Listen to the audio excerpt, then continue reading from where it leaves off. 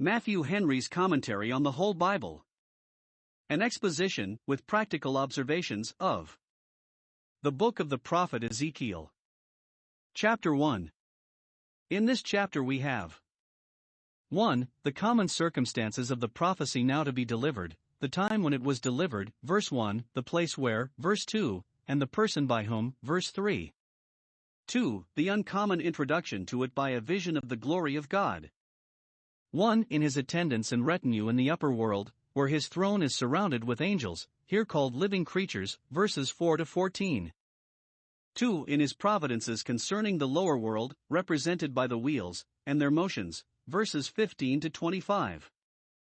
3. In the face of Jesus Christ sitting upon the throne, verses 26 to 28. And the more we are acquainted, and the more intimately we converse, with the glory of God in these three branches of it, the more commanding influence will divine revelation have upon us, and the more ready shall we be to submit to it, which is the thing aimed at in prefacing the prophecies of this book with these visions. When such a God of glory speaks, it concerns us to hear with attention and reverence. It is at our peril if we do not. Ezekiel 1 verses 1 to 3.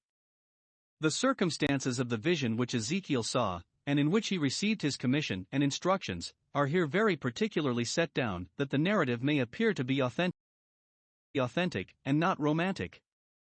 It may be of use to keep an account when and where God has been pleased to manifest himself to our souls in a peculiar manner, that the return of the day, and our return to the place of the altar, Genesis 13 verse 4, may revive the pleasing grateful remembrance of God's favor to us. Remember, O my soul, and never forget what communications of divine love thou didst receive at such a time, at such a place. Tell others what God did for thee. 1. The time when Ezekiel had this vision is here recorded. It was in the 30th year, verse 1. Some make it the 30th year of the prophet's age.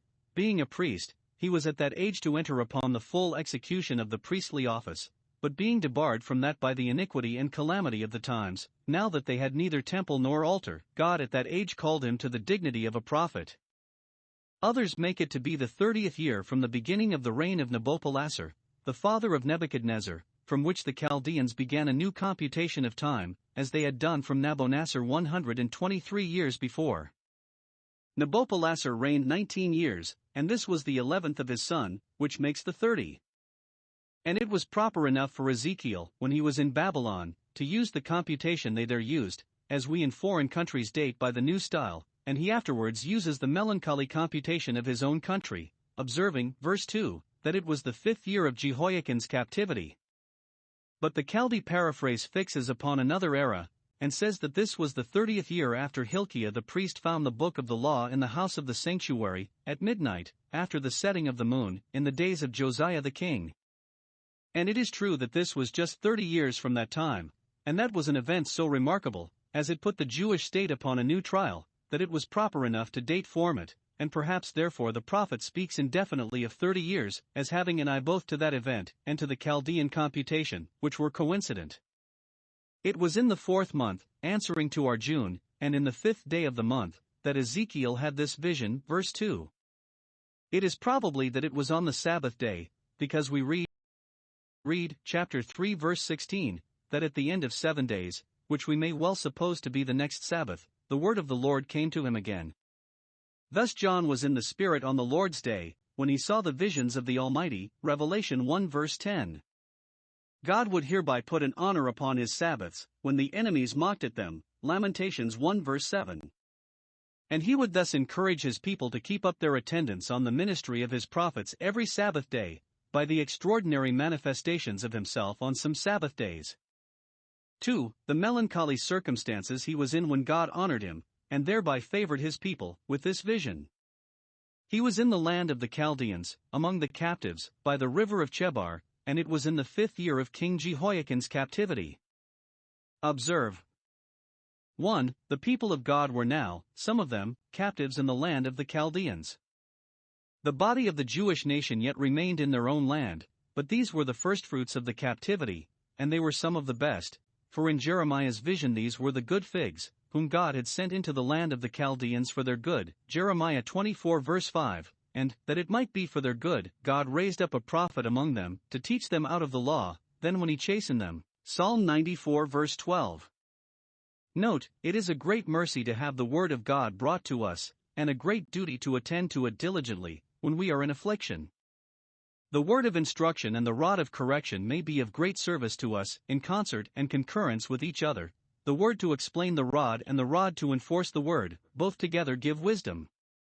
It is happy for a man, when he is sick and in pain, to have a messenger with him, an interpreter, one among 1,000, if he have but his ear open to discipline. Job 33 verse 23. One of the quarrels God had with the Jews, when he sent them into captivity, for mocking his messengers and misusing his prophets, and yet, when they were suffering for this sin, he favored them with this forfeited mercy. It were ill with us if God did not sometimes graciously thrust upon us those means of grace and salvation which we have foolishly thrust from us. In their captivity they were destitute of ordinary helps for their souls, and therefore God raised them up these extraordinary ones, for God's children, if they be hindered in their education one way, shall have it made up another way. But observe, it was in the 5th year of the captivity that Ezekiel was raised up amongst them, and not before. So long God left them without any prophet, till they began to lament after the Lord, and to complain that they saw not their signs, and there was none to tell them how long. Psalm 74 verse 9, and then they would know how to value a prophet, and God's discoveries of himself to them by him would be the more acceptable and comfortable. The Jews that remained in their own land had Jeremiah with them, those that had gone into captivity had Ezekiel with them, for wherever the children of God are scattered abroad he will find out tutors for them. 2. The prophet was himself among the captives, those of them that were posted by the river Chebar, for it was by the rivers of Babylon that they sat down, and on the willow trees by the river's side that they hanged their harps. Psalm 137 verses 1 and 2. The planters in America keep along by the sides of the rivers, and perhaps those captives were employed by their masters in improving some parts of the country by the river's sides that were uncultivated, the natives being generally employed in war, or they employed them in manufactures, and therefore chose to fix them by the sides of rivers, that the good they made might the more easily be conveyed by water carriage. Interpreters agree not what river this of Chebar was, but among the captives by that river Ezekiel was, and himself a captive. Observe here. 1. The best men and those that are dearest to God often share, not only in the common calamities of this life, but in the public and national judgments that are inflicted for sin. Those feel the smart who contributed nothing to the guilt, by which it appears that the difference between good and bad arises not from the events that befall them, but from the temper and disposition of their spirits under them. And since not only righteous men but prophets share with the worst in present punishments, we may infer thence, with the greatest assurance, that there are rewards reserved for them in the future state. 2. Words of conviction, counsel, and comfort come best to those who are in affliction from their fellow sufferers. The captives will be best instructed by one who is a captive among them and experimentally knows their sorrows. 3. The spirit of prophecy was not confined to the land of Israel, but some of the brightest of divine revelations were revealed in the land of the Chaldeans, which was a happy presage of the carrying of the church, with that divine revelation upon which it is built, into the Gentile world, and, as now, so afterwards, when the gospel kingdom was to be set up, the dispersion of the Jews contributed to the spreading of the knowledge of God. 4. Wherever we are we may keep up our communion with God. Undic et sillas tantundum est viae, from the remotest corners of the earth we may find a way open heavenward. 5. When God's ministers are bound, the word of the Lord is not bound. 2 Timothy 2 verse 9. When St. Paul was a prisoner, the gospel had a free course. When St. John was banished into the Isle of Patmos, Christ visited him there. Nay, God's suffering servants have generally been treated as favorites, and their consolations have much more abounded when affliction has abounded. 2 Corinthians 1 verse 5. 3. The discovery which God was pleased to make of himself to the prophet when he was in these circumstances, to be by him communicated to his people. He here tells us what he saw, what he heard, and what he felt. 1. He saw visions of God, verse 1. No man can see God and live, but many have seen visions of God, such displays of the divine glory as have both instructed and affected them, and commonly, when God first revealed himself to any prophet, he did it by an extraordinary vision, as to Isaiah, chapter 6, to Jeremiah, chapter 1, to Abraham, Acts 7 verse 2, to settle a correspondence and a satisfactory way of intercourse, so that there needed not afterwards a vision upon ever revelation. Ezekiel was employed in turning the hearts of the people to the Lord their God, and therefore he must himself see the visions of God. Note, it concerns those to be well acquainted with God themselves, and much affected with what they know of him, whose business it is to bring others to the knowledge and love of him. That he might see the visions of God, the heavens were opened, the darkness and distance which hindered his visions were conquered, and he was let into the light of the glories of the upper world, as near and clear as if heaven had been opened to him. 2. He heard the voice of God. Verse 3. The word of the Lord came expressly to him, and what he saw was designed to prepare him for what he was to hear. The expression is emphatic. Essendo fuit verbum Dei, the word of the Lord was a really it was to him. There was no mistake in it, it came to him in the fullness of its light and power, in the evidence and demonstration of the Spirit. It came close to him, nay, it came into him, took possession of him, and dwelt in him richly. It came expressly, or accurately, to him. He did himself clearly understand what he said, and was abundantly satisfied with the truth of it. The essential word, so we may take it, the word who is what he is, came to Ezekiel, to send him on his errand. 3. He felt the power of God opening his eyes to see the visions, opening his ear to hear the voice, and opening his heart to receive both. The hand of the Lord was there upon him. Note, the hand of the Lord goes along with the word the Lord, and so it becomes effectual. Those only understand and believe the report to whom the arm of the Lord is revealed. The hand of God was upon him, as upon Moses, to cover him, that he should not be overcome by the dazzling light and luster of the visions he saw. Exodus 33 verse 22. It was upon him, as upon St. John, Revelation 1 verse 17, to revive and support him, that he might bear up, and not faint, under these discoveries, that he might neither be lifted up nor cast down with the abundance of the revelations.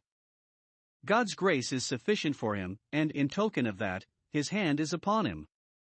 Ezekiel 1 verses 4 to 14. The visions of God which Ezekiel here saw were very glorious, and had more particulars than those which other prophets saw. It is the scope and intention of these visions. 1. To possess the prophet's mind with very great, and high, and honorable thoughts of that God by whom he was commissioned and for whom he was employed. It is the likeness of the glory of the Lord that he sees, verse 28, and hence he may infer that it is his honor to serve him, for he is one whom angels serve. He may serve him with safety, for he has power sufficient to bear him out in his work. It is at his peril to draw back from his service, for he has power to pursue him, as he did Jonah. So great a God as this must be served with reverence and godly fear, and with assurance may Ezekiel foretell what this God will do, for he is able to make his words good.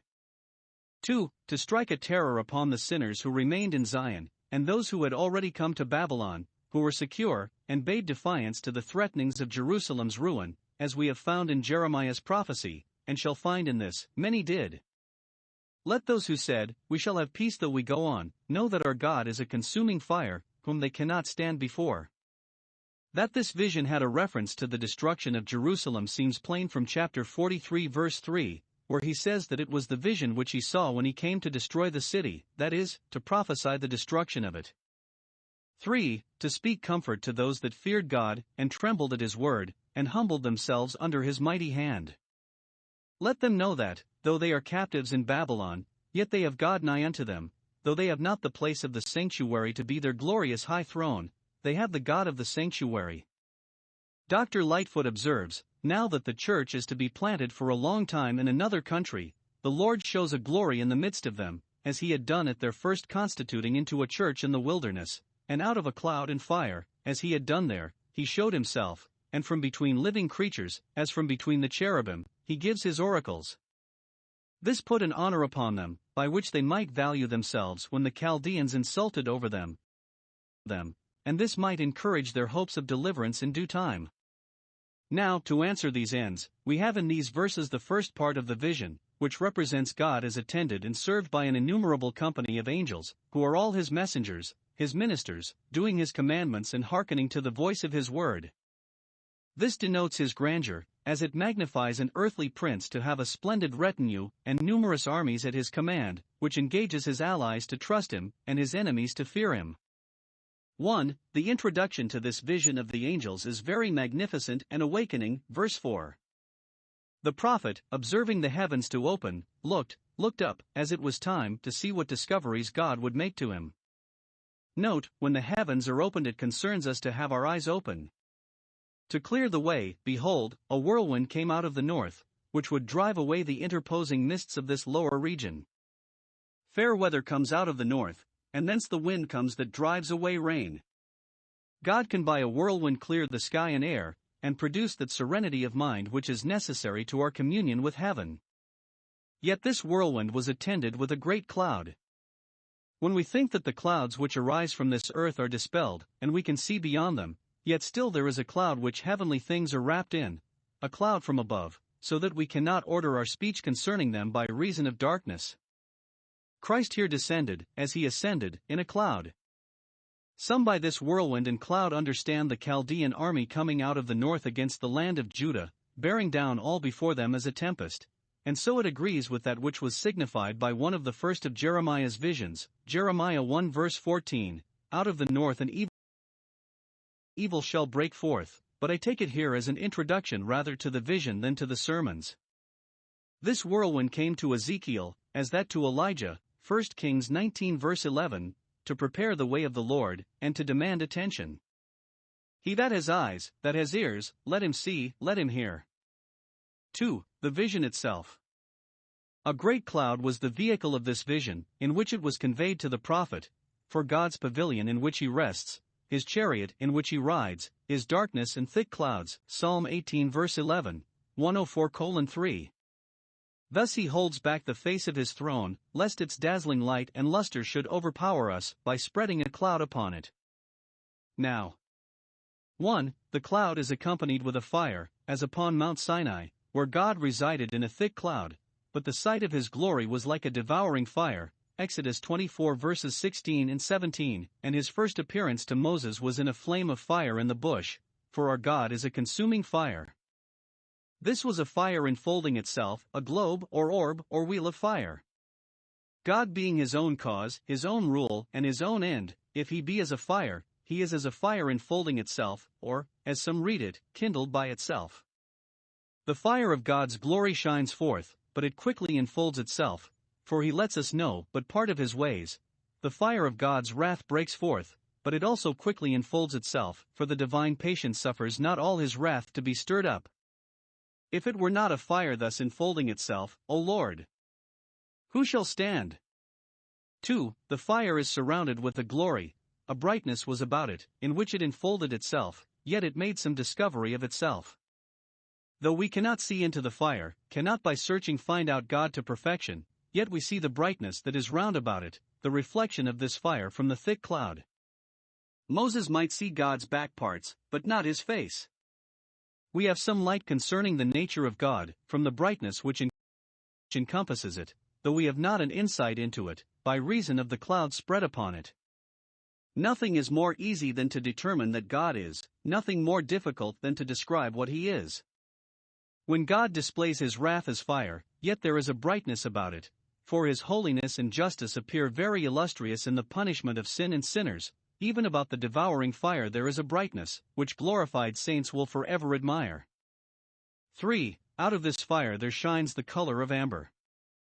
We are not told who or what it was that had this color of amber, and therefore I take it to be the whole frame of the following vision, which came into Ezekiel's view out of the midst of the fire and brightness, and the first thing he took notice of before he viewed the particulars was that it was of the color of amber, or the eye of amber, that is, it looked as amber does to the eye of a bright flaming fiery color, the color of a burning coal, so some think it should be red.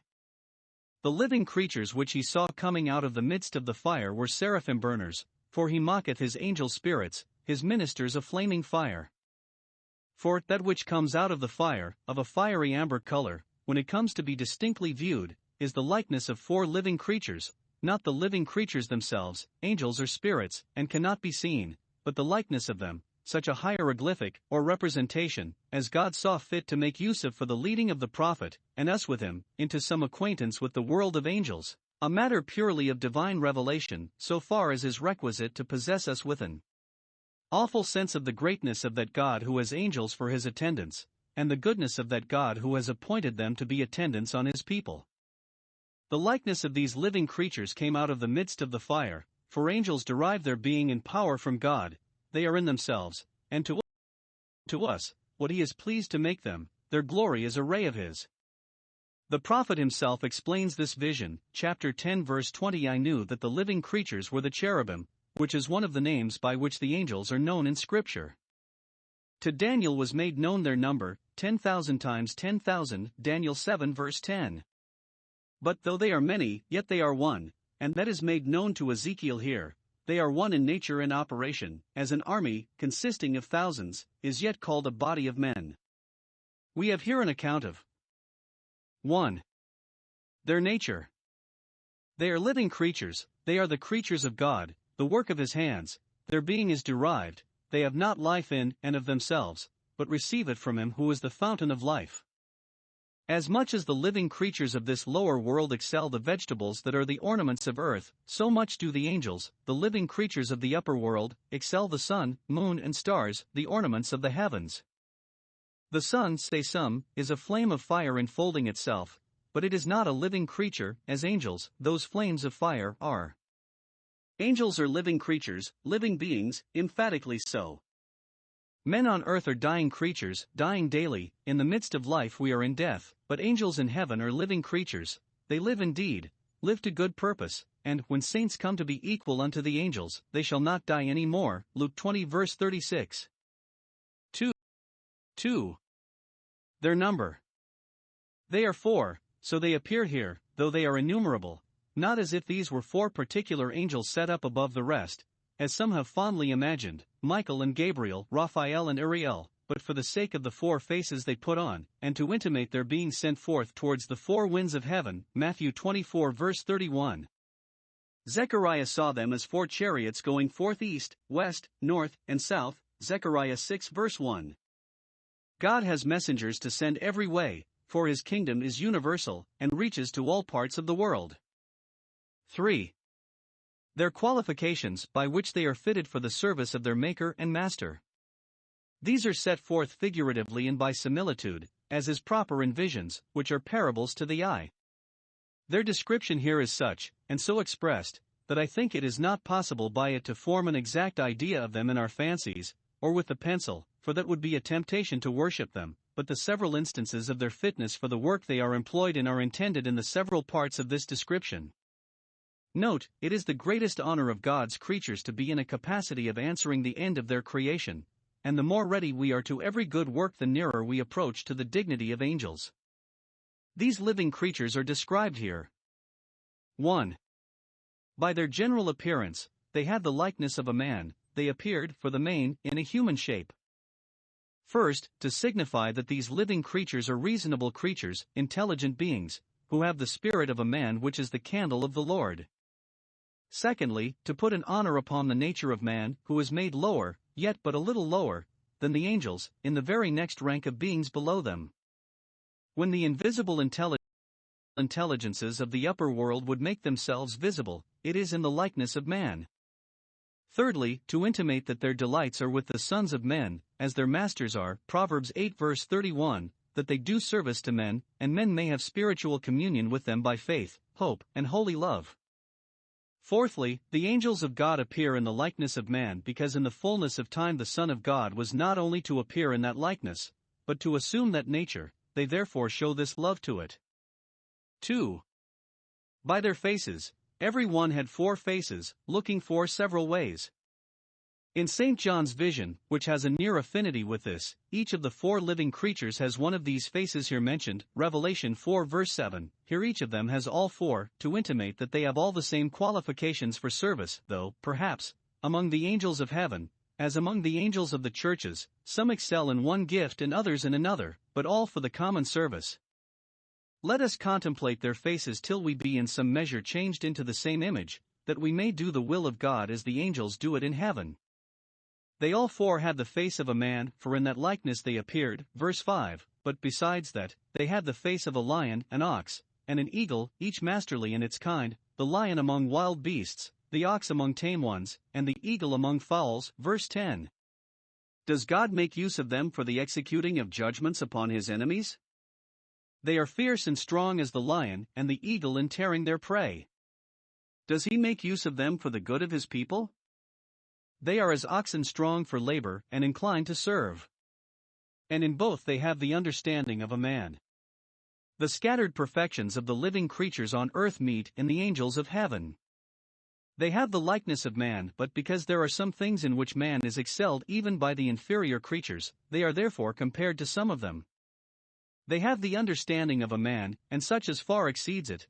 They also resemble man in tenderness and humanity. But first, a lion excels man in strength and boldness, and is much more formidable. Therefore the angels, who in this resemble them, put on the face of a lion. Secondly, an ox excels man in diligence and patience, and painstaking, and an unwearied discharge of the work he has to do. Therefore the angels, who are constantly employed in the service of God and the church, put on the face of an ox. Thirdly, an eagle excels man in quickness and piercingness of sight, and in soaring high, and therefore the angels, who seek things above, and see far into divine mysteries, put on the face of a flying eagle. 3. By their wings, every one had 4 wings, verse 6. In the vision Isaiah had of them they appeared with 6, now with 4, for they appeared above the throne, and had occasion for 2 to cover their faces with. The angels are fitted with wings to fly swiftly on God's errands. Whatever business God sends them upon they lose no time. Faith and hope are the soul's wings, upon which it soars upward. Pious and devout affections are its wings on which it is carried forward with vigor and alacrity. The prophet observes here, concerning their wings. First, that they were joined one to another, verse 9 and again verse 11. They did not make use of their wings for fighting, as some birds do. There is no contest among the angels. God makes peace, perfect peace, in his high places. But their wings were joined in token of their perfect unity and unanimity, and the universal agreement there is among them. Secondly, that they were stretched upward, extended, and ready for use, not folded up, or flagging. Let an angel receive the least intimation of the divine will, and he has nothing to seek, but is upon the wings immediately, while our poor dull souls are like the ostrich, that with much difficulty lifts up herself on high. Thirdly, that 2 of their wings were made use of in covering their bodies, the spiritual bodies they assumed. The clothes that cover us are our hindrance in work. Angels need no other covering than their own wings, which are their furtherance. They cover their bodies from us, so forbidding us needless inquiries concerning them. Ask not after them, for they are wonderful, Judges 13 verse 18. They cover them before God, so directing us, when we approach to God, to see to it that we be so clothed with Christ's righteousness that the shame of our nakedness may not appear. 4. By their feet, including their legs and thighs, they were straight feet, verse 7, they stood straight, and firm, and steady. No burden of service could make their legs to bend under them. The spouse makes this part of the description of her beloved, that his legs were as pillars of marble set upon sockets of fine gold, Canticles 5:15, such are the angels' legs. The sole of their feet was like that of a calf's foot, which divides the hoof, and is therefore clean, as it were the sole of a round foot, as the Chaldee words it, they were ready for motion any way. Their feet were winged, so the Septuagint, they went so swiftly that it was as if they flew. And their very feet sparkled like the color of burnished brass. Not only the faces, but the very feet, of those are beautiful whom God sends on his errands. Isaiah 52 verse 7, every step the angels take is glorious. In the vision John had of Christ it is said, his feet were like unto fine brass, as if they burned in a furnace. Revelation 1 verse 15. 5. By their hands, verse 8, they had the hands of a man under their wings on their 4 sides, an arm and a hand under every wing. They had not only wings for motion, but hands for action. Many are quick who are not active, they hurry about a great deal, but do nothing to purpose, bring nothing to pass. They have wings, but no hands, whereas God's servants, the angels, not only go when he sends them and come when he calls them, but do what he bids them. They are the hands of a man, which are wonderfully made and fitted for service, which are guided by reason and understanding. For what angles do they do intelligently, and with judgment? They have calves' feet, this denotes the swiftness of their motion. The cedars of Lebanon are said to skip like a calf, Psalm 29 verse 6. But they have a man's hand, which denotes the niceness and exactness of their performances, as the heavens are said to be the work of God's fingers. Their hands were under their wings, which concealed them, as they did the rest of their bodies. Note, the agency of angels is a secret thing, and their work is carried on in an invisible way. In working for God, though we must not, with the sluggard, hide our hand in our bosom, yet we must, with the humble, not let our left hand know what our right hand doeth. We may observe that where these wings were, their hands were under their wings. Wherever their wings carried them, they carried hands along with them, to be still doing something suitable, something that the duty of the place requires. 4. Their motions. The living creatures are moving. Angels are active beings. It is not their happiness to sit still and do nothing, but to be always well employed, and we must reckon ourselves then best when we are doing good, doing it as the angels do it, or whom it is here observed. 1. That whatever service they went about, they went every one straight forward, verses 9 and 12, which intimates. First, that they sincerely aimed at the glory of God, and had a single eye to that, in all they did. Their going straight forward supposes that they looked straight forward, and never had any sinister intentions in what they did. And, if thus our eye be single, our whole body will be full of light. The singleness of the eye is the sincerity of the heart. Secondly, that they were intent upon the service they were employed in, and did it with a close application of mind. They went forward with their work, for what their hand found to do they did with all their might, and did not loiter in it. Thirdly, that they were unanimous in it. They went straight forward, every one about his own work. They did not thwart or jostle one another, did not stand in one another's light, in one another's way. Fourthly, that they perfectly understood their business, and were thoroughly apprised of it, so that they needed not to stand still, to pause or hesitate, but pursue their work with readiness, as those that knew what they had to do, and how to do it. Fifthly, they were steady and constant in their work. They did not fluctuate, did not tire, did not vary, but were of a piece with themselves. They moved in a direct line, and so went the nearest way to work in all they did, and lost no time. When we go straight, we go forward. When we serve God with one heart, we rid ground, we rid work. 2. They turned not when they went, verses 9 and 12. First, they made no blunders or mistakes, which would give them occasion to turn back to rectify them. Their work needed no correction, and therefore needed not to be gone over again. Secondly, they minded no diversions, as they turned not back, so they turned not aside, to trifle with anything that was foreign to their business. 3. They went whither the Spirit was to go, verse 12 either. First, whither their own spirit was disposed to go, thither they went, having no bodies, as we have, to clog or hinder them. It is our infelicity and daily burden that, when the Spirit if willing, yet the flesh is weak and cannot keep pace with it, so that the good which we would do we do it not, but angels and glorified saints labor under no such impotency. Whatever they incline or intend to do they do it, and never come short of it. Or rather, secondly, whithersoever the Spirit of God would have them go, thither they went. Though they had so much wisdom of their own, yet in all their motions and actions they subjected themselves to the guidance and government of the divine will. Whithersoever the divine providence was to go they went, to serve its purposes, and to execute its orders. The Spirit of God, says Mr. Greenhill, is the great agent that sets angels to work, and it is their honor that they are easily led by the Spirit. See how tractable and obsequious these noble creatures are. Whithersoever the Spirit is to go they go immediately, with all possible alacrity. Note, those that walk after the Spirit do the will of God as the angels do it. 4.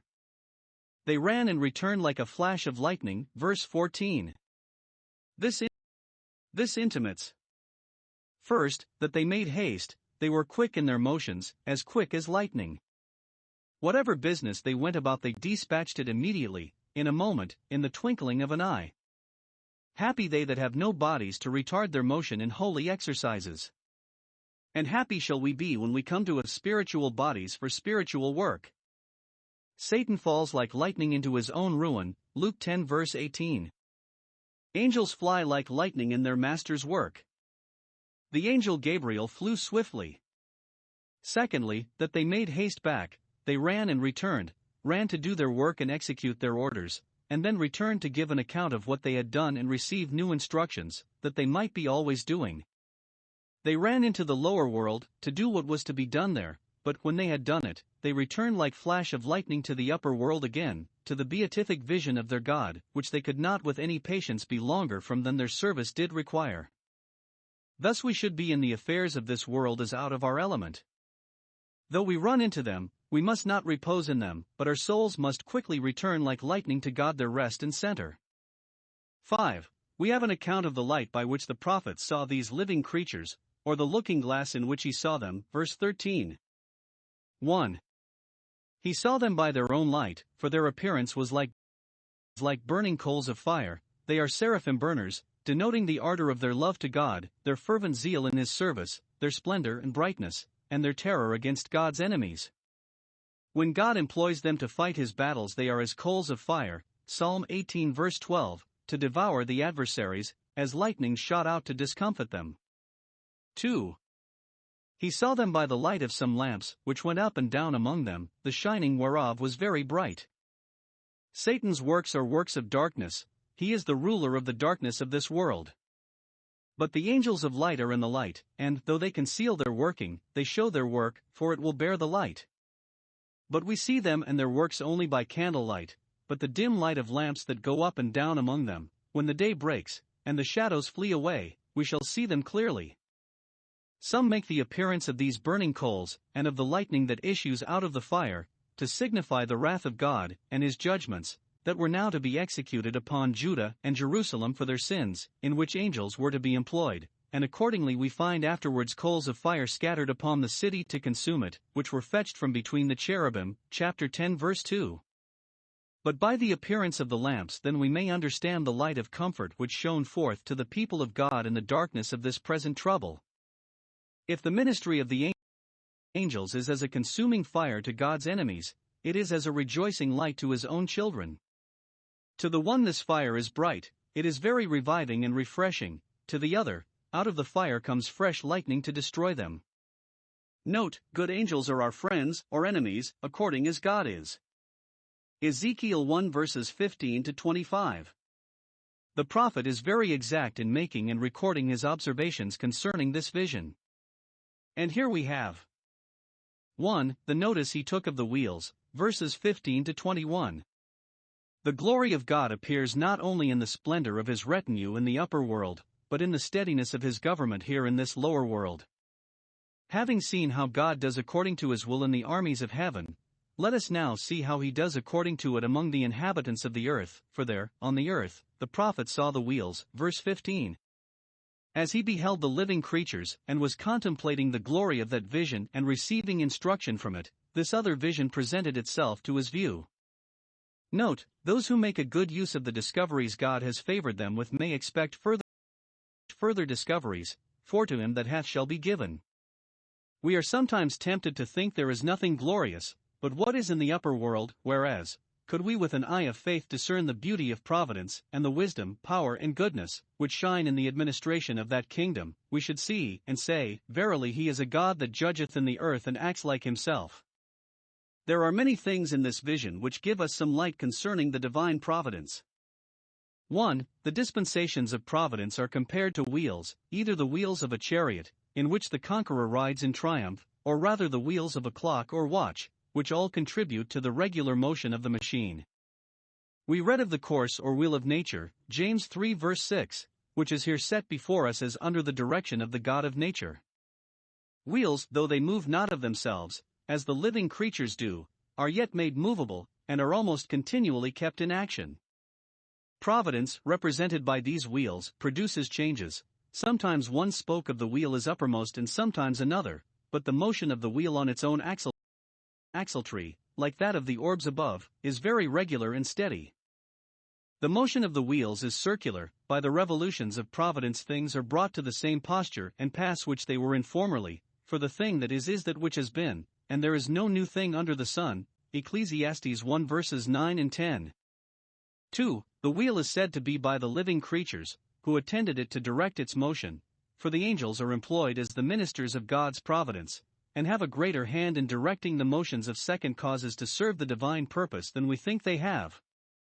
Such a close connection is there between the living creatures and the wheels that they moved and rested together. Were angels busily employed? Men were busily employed as instruments in their hand, whether of mercy or judgment, though they themselves were not aware of it. Or, are men active to compass their designs? Angels at the same time are acting to control and overrule them.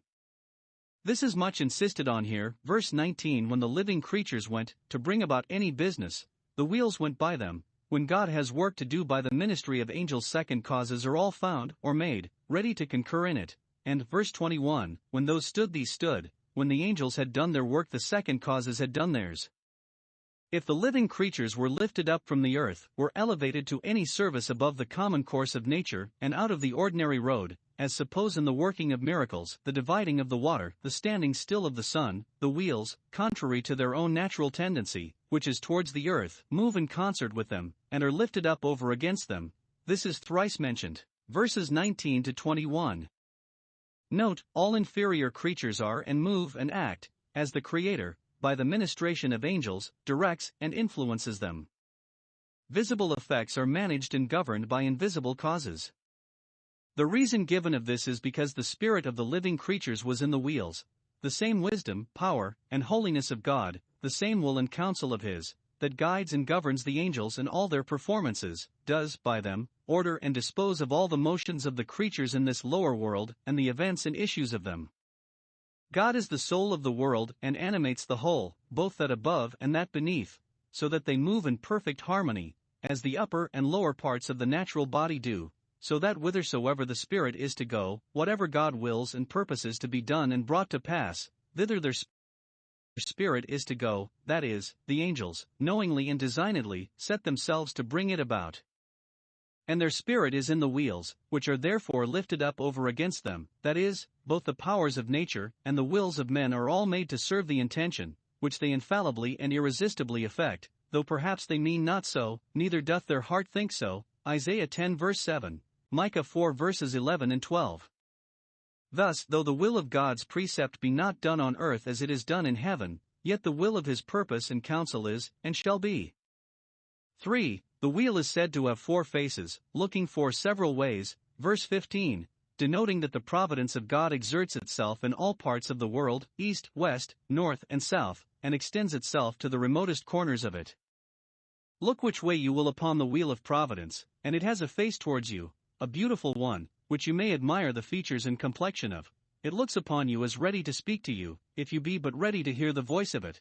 Like a well-drawn picture, it has an eye upon all that have an eye upon it. The wheel had so four faces that it had in it four wheels, which went upon their four sides, verse 17. At first Ezekiel saw it as one wheel, verse 15, one sphere, but afterwards he saw it was four, but they four had one likeness, verse 16, not only they were like one another, but they were as if they had been one. This intimates 1. That one event of providence is like another. What happens to us is that which is common to men and what we are not to think strange. 2. That various events have a tendency to the same issue and concur to answer the same intention.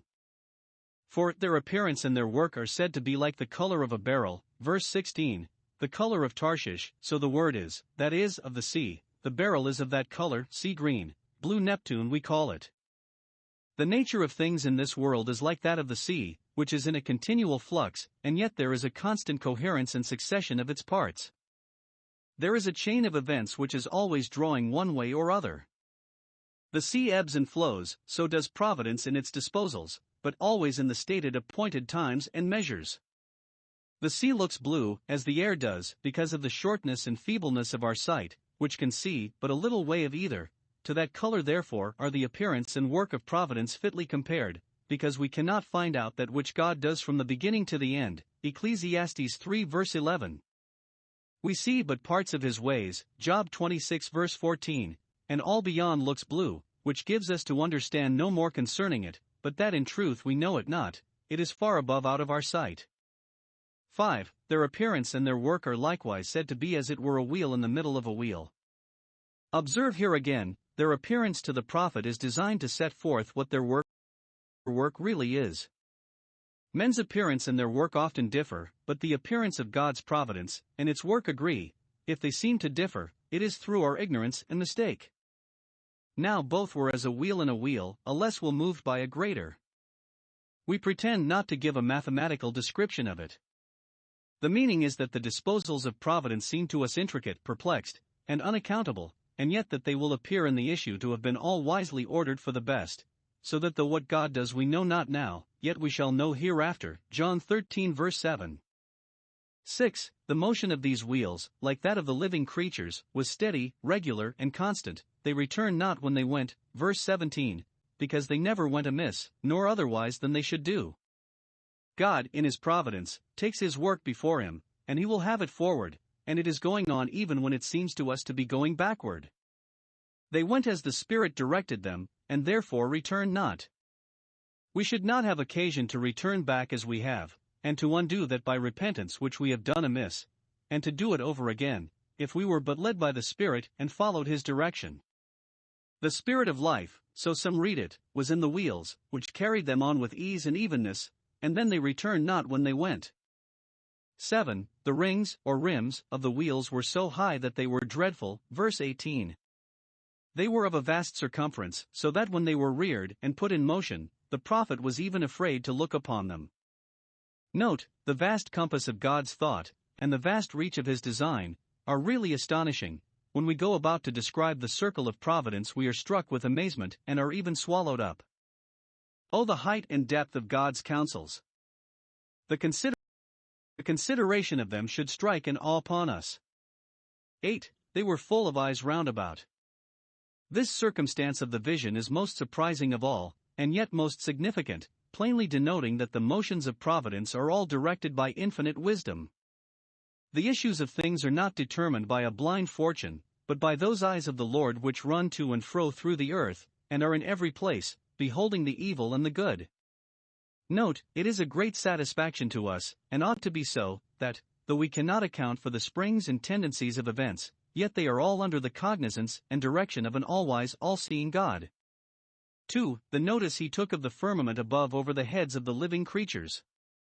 When He saw the living creatures moving, and the wheels by them, He looked up, as it is proper for us to do when we observe the various motions of providence in this lower world. Looking up, He saw the firmament stretched forth over the heads of the living creatures, verse 22. What is done on earth is done under the heaven, as the Scripture often speaks, under its inspection and influence. Observe. 1. What he saw, the firmament was as the color of the terrible crystal, truly glorious, but terribly so. The vastness and brightness of it put the prophet into an amazement and struck him with an awful reverence. The terrible ice, or frost, so it may be read, the color of snow congealed, or as mountains of ice in the northern seas, which are very frightful. Daring sinners ask, can God judge through the dark cloud? Job 22 verse 13. But that which we take to be a dark cloud is to Him transparent as crystal, through which, from the place of His habitation, He looks upon all the inhabitants of the earth. Psalm 33 verse 14. Under the firmament He saw the wings of the living creatures erect, verse 23. When they pleased they used them either for flight or for covering. God is on high, above the firmament, the angels are under the firmament, which denotes their subjection to God's dominion and their readiness to fly on His errands in the open firmament of heaven, and to serve Him unanimously. 2. What he heard. 1. He heard the noise of the angels' wings, verse 24. Bees and other insects make a great noise with the vibration of their wings. Here the angels do so, to awaken the attention of the prophet to that which God was about to say to him from the firmament, verse 25. Angels, by the providences they are employed in, sound God's alarms to the children of men and stir them up to hear His voice, for that is it that cries in the city, and is heard and understood by the men of wisdom. The noise of their wings was loud and terrible, as the noise of great waters, like the rout or roaring of the sea, and as the noise of a host, the noise of war, but it was articulate and intelligible, and did not give an uncertain sound, for it was the voice of speech, nay, it was as the voice of the Almighty, for God, by his providences, speaks once, yea, twice, if we could but perceive it. Job 33 verse 14. The Lord's voice cries, Micah 6 verse 9. 2. He heard a voice from the firmament, from him that sits upon the throne there, verse 25. When the angels moved they made a noise with their wings, but when with that they had roused a careless world, they stood still, and let down their wings, that there might be a profound silence, and so God's voice might be the better heard. The voice of providence is designed to open men's ears to the voice of the word, to do the office of the crier, who with a loud voice charges silence while the judge passes sentence. He that has ears to hear, let him hear.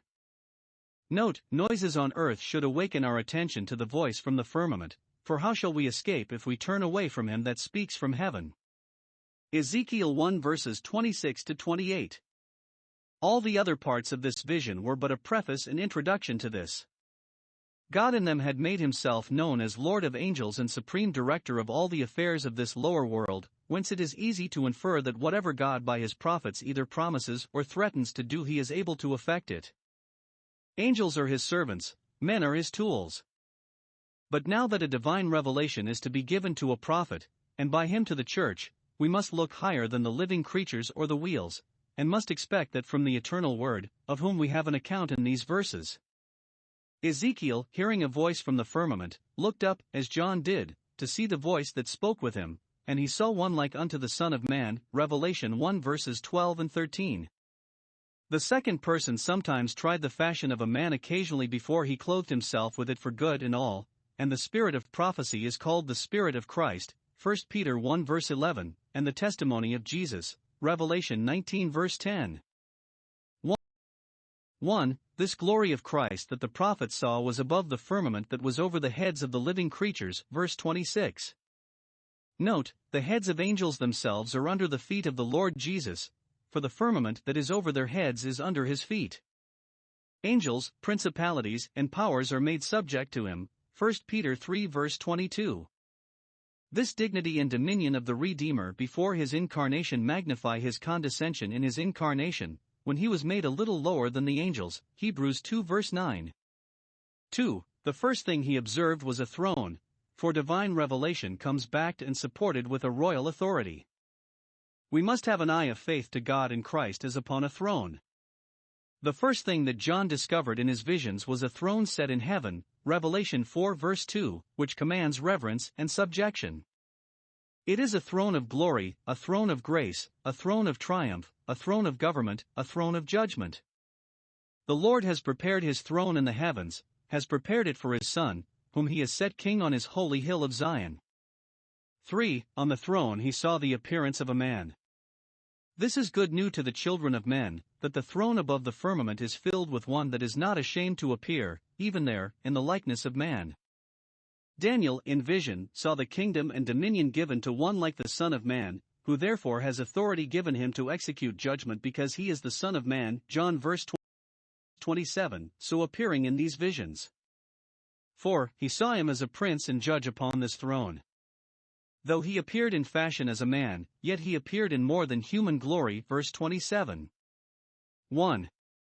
Is God a shining light? So is he. When the prophet saw him he saw as the color of amber, that is, a brightness round about, for God dwells in light, and covers himself with light as with a garment. How low did the Redeemer stoop for us when, to bring about our salvation, he suffered his glory to be eclipsed by the veil of his humanity. 2. Is God a consuming fire?